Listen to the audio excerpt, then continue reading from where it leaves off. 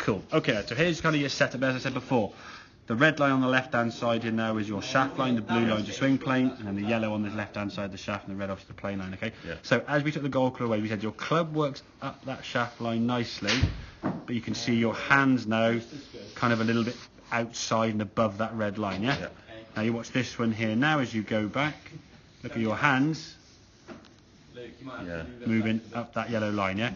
The shaft and the hands now are working up that yellow line nicely, so that's good.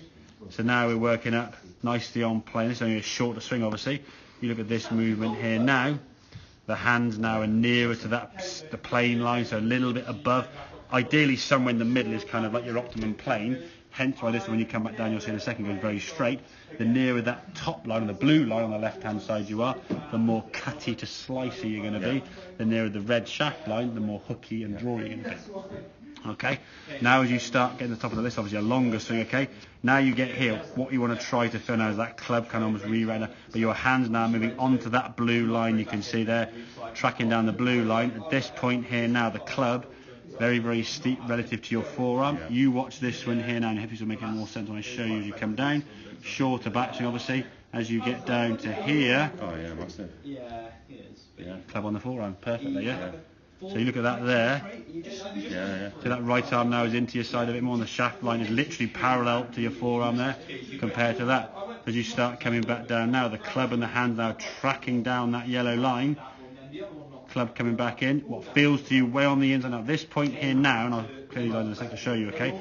As you start coming in here now, you start popping up a little bit. Hands a bit above that red line, coming down a little bit steeper.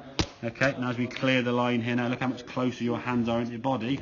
Look at that direction, that position there, you're breathing. Oh my God, it's going to go literally in my head over here somewhere, okay?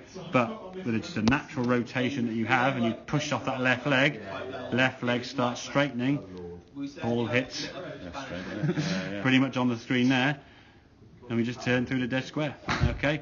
Now this one here, now as you go, look at your arm trying to sort of roll over, like your forearm there. Yeah, well, exactly, yeah. And look how far right it goes. I mean, it's hitting the screen kind of up there somewhere, and then just disappears further right. So if we can get that sensation again, we did some work obviously that wall drill. So when you're up here, again, I'll use an old club because I want to damage your clubs there. Want to actually get a felt wall built in your house, maybe.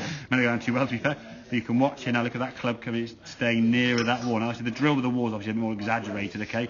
It'll just get you off there. But that move there now, brilliant. So you can get that club again. Look at the club coming in there. That there looks to me like somebody who's going to just skim that golf ball across the fairway there, or skim that pebble, okay? Arms under the shoulders. Club, you see the blur there. That club now is literally on your toe line there, coming in there. And the right arm now sort of just softly just twisting through, no exaggerated twist, and nice sort of hold off the club face as you come through there. Whereas this, as we said, when you came to the golf ball to hit it, okay. Look at that right forearm trying to almost like save it the last second. Try and flick it. If you rely on this to square the club face up after 15-20 shots in a row, you'll probably find out what it is, and it'll go a long way. But if you get it wrong, it's going to go a long way offline. And then what happens in a round of golf, you I overdo it, and then you got the one going left. And then you see on the golf course, you had left, right. Well, exactly. And the thing is, if you go on the first tee and blaze on the 18th fairway on the button, and the second time you hook it left on the fair on the par 3.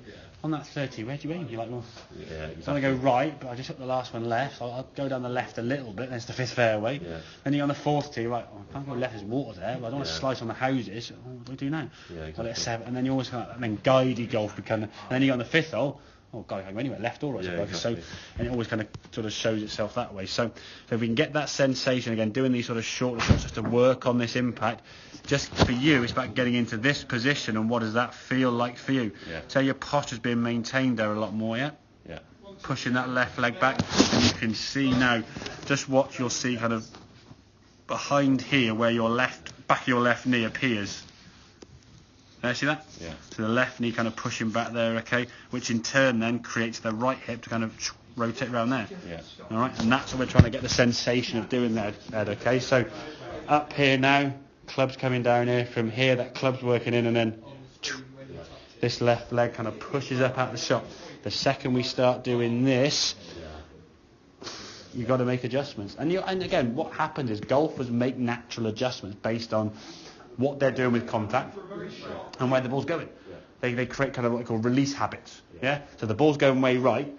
Anyone with any kind of intelligence, which most people when they play golf have, they'll do anything they can to send it left. Whether it means swinging it left, turn the club face at setup, aim left, fold and roll over their right arm, throw the shoulder over, anything. They're fighting a battle with the ball over there, and they put every single possible thing they can to send it this way. Yeah, and enough shots in a row get hit, they do it, and it's great. The ball going goes straight, but it might take them 5, 10, 15, 25 shots to get it, and then on the golf course, when you got one, okay, well, exactly, yeah, exactly. I wish you all the best because it's going to be really tough. Okay, mate? Does that kind of make sense then, yeah? Good. Have a couple more, then we'll have a look at that and see if we can kind of work on that for some distance control, okay?